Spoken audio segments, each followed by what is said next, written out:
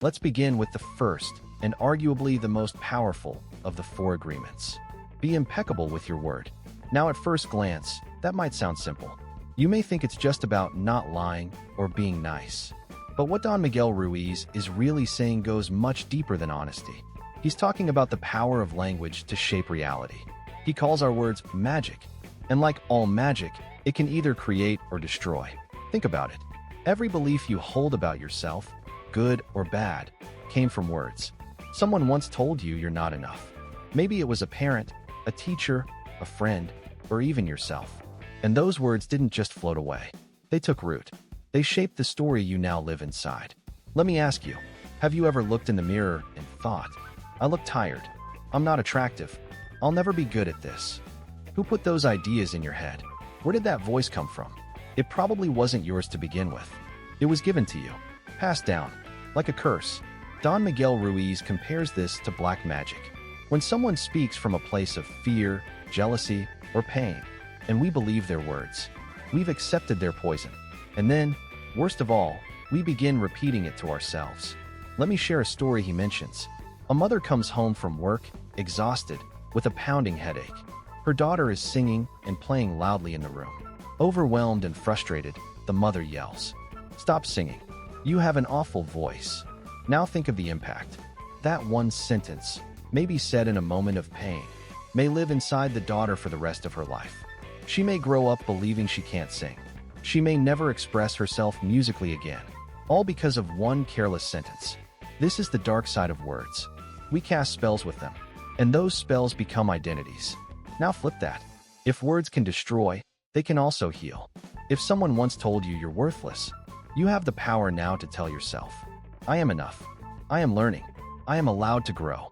Ruiz says being impeccable with your word means using your voice to express truth and love, not shame and fear. It means not gossiping, not repeating negativity, not using your words against yourself or others. It also means being aware of your inner dialogue. What do you say to yourself when you fail? What do you say when you look at your body, your work, your relationships? You can be kind to everyone around you, but if your internal voice is cruel, you're still creating harm. So here's a challenge. Spend the next 24 hours noticing how you speak, to others and to yourself.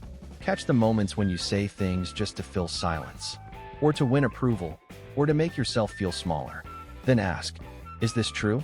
Is this necessary? Is this kind? Words are seeds. Now, let's move on to the second agreement. One that, if practiced, can instantly change how you experience life. Don't take anything personally. At first, this seems impossible. How could we not take things personally? After all, we're human. When someone criticizes us, insults us, ignores us, or even praises us, it feels personal, doesn't it? But here's the truth. What others say and do is never really about you. It's always about them, their beliefs, their pain, their projections. When someone lashes out, they're revealing what's unresolved within themselves. If someone calls you selfish, it might be because they feel unheard. If someone says you're too sensitive, it may be because they were never allowed to feel. Don Miguel Ruiz writes, nothing other people do is because of you. It is because of themselves.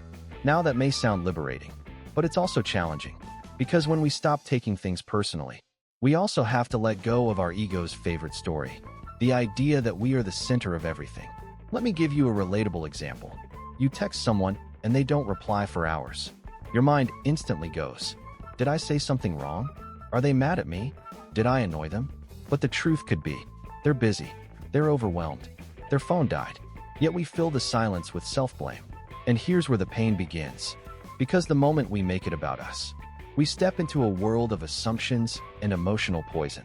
We begin interpreting reality through the lens of insecurity. But if we can pause, if we can remember that everyone is acting from their own reality, we free ourselves. It doesn't mean you become cold. It doesn't mean you accept disrespect. It means you no longer carry the emotional burden of other people's chaos. You create space. Imagine how much lighter life would feel if you didn't absorb every look, every word, every silence as a personal attack. Ruiz says that when you don't take things personally, you become immune to emotional poison. Think of it like a shield, not a wall to block others out, but a filter that lets you stay present without being pierced. Let me ask you this. How many times have you overanalyzed someone's comment and allowed it to ruin your day? And how many times was that comment never even meant to hurt you? Here's the truth. Most people aren't even thinking about you as much as you think. They're wrapped up in their own world, just like you are. So next time someone criticizes you, pause and ask, is this really about me? Or is this their pain talking?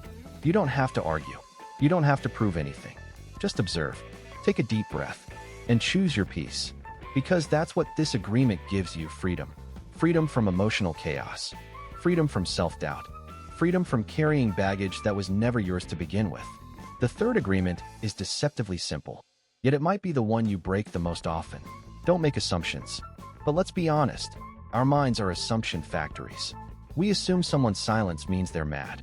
We assume a text with a period means they're cold. We assume what others think, what they mean, how they feel, all without actually asking. And worst of all, we believe those assumptions as truth. Let's say your friend walks by without saying hi. Immediately your brain says, they're ignoring me. Maybe I upset them. Maybe they don't like me anymore. But what if they just didn't see you? Or were lost in thought? Or dealing with their own storm? Ruiz explains it like this.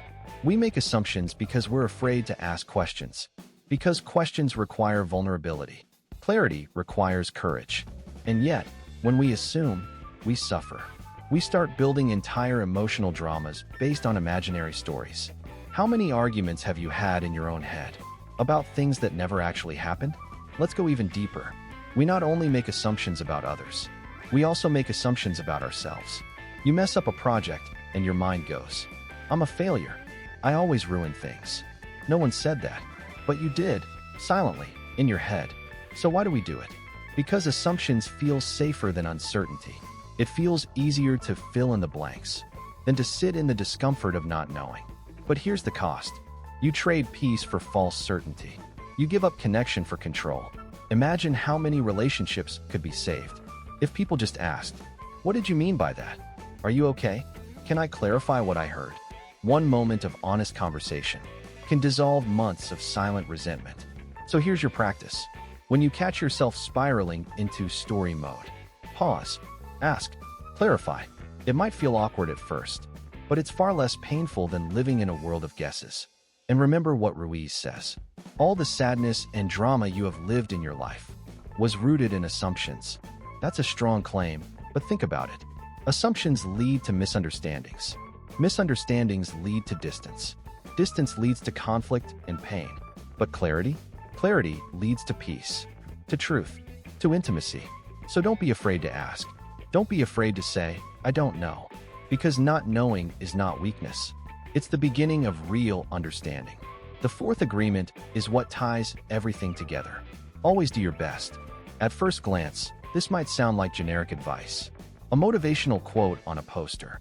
But Don Miguel Ruiz gives it a much deeper meaning. Doing your best doesn't mean doing the most. It doesn't mean chasing perfection. And it doesn't mean sacrificing yourself for impossible standards. It means showing up fully in the moment, doing what you can with what you have, from the level of energy, awareness, and presence you hold right now. There will be days when your best is powerful and productive, and days when your best is just getting out of bed and trying again. And both are valid. The key is, let your best be alive. Let it evolve. Because when we expect ourselves to be flawless all the time, we create guilt. We feed shame. We punish ourselves for being human. Ruiz says, if you do your best always, over and over again, you will become a master of transformation. You don't need to be perfect. You just need to be committed to showing up again and again, even when it's hard. Here's a perspective shift that can change everything. Doing your best is not about impressing others. It's about being honest with yourself. It's about laying your head on the pillow at night knowing, I didn't fake it. I didn't hide. I showed up with what I had. And there's freedom in that. Doing your best also means letting go of results. You can't always control the outcome, but you can control your integrity in action. Think of a time when you gave your all, not because someone was watching, but because it mattered to you. That's the real agreement here. To live in a way where effort is rooted in love, not fear. In authenticity, not performance. It's not about burnout. It's about presence. Not how much you do, but how you do it. Ruiz even warns, when you try too hard to do more than your best, You deplete yourself and you fail. So your best is enough, but only when it's true. Not the best you pretend for others, but the best that honors your values, your boundaries, and your current reality. So if you mess up, you learn. If you fall short, you adjust. If you succeed, you celebrate, without arrogance, but with gratitude. Because this agreement isn't about achievement. It's about living with a heart that's awake. Imagine this. What would your life feel like if you stopped judging yourself constantly and simply asked, did I do my best today? And if the answer is yes, that's enough. Let that be your compass, not the opinions of others, not the need to be the best in the room, but the inner clarity that says, I was real today. I tried. I cared. Because when you live this way, you begin to heal all the damage created by the other three agreements, by the assumptions, the self-judgments, the emotional poison. Always do your best isn't the last agreement because it's the simplest. It's the last because it's the glue that makes the others work. Without it, the rest become ideas.